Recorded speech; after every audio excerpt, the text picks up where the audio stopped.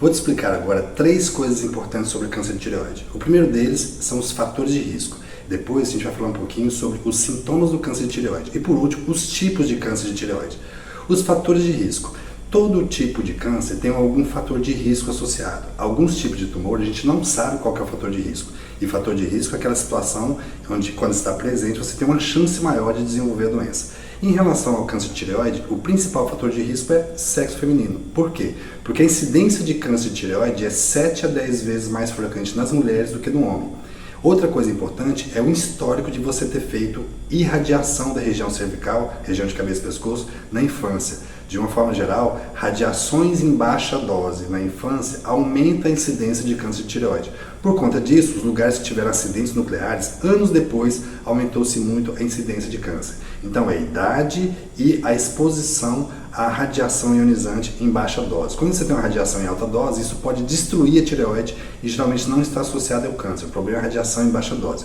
No entanto, tem muita gente que fala que é arriscado fazer exames de imagem, tomografia, raio-x. É importante lembrar que esses exames eles são feitos ocasionalmente, não é uma dose constante e a dose realmente é muito baixa.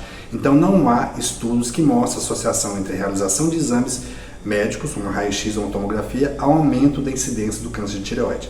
Falamos então dos fatores de risco principais.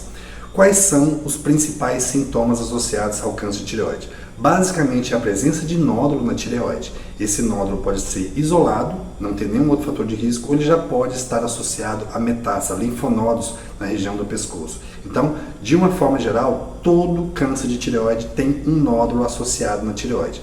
Muitas vezes são assintomáticos, a gente não espera que sejam sintomas importantes, mas você pode ter disfonia, que é a rouquidão, pode ter dificuldade para engolir, pode ter dor na região do pescoço e a presença do nódulo que pode ficar grande e aparecer bastante. Outro aspecto importante relacionado ao câncer de tireoide.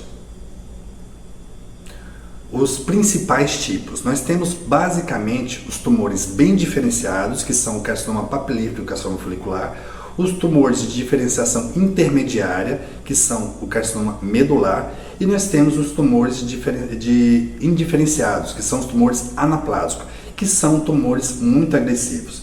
Então, muitas vezes a gente escuta as pessoas dizerem que câncer de tireoide é muito simples, é muito fácil de tratar, mas depende do tipo.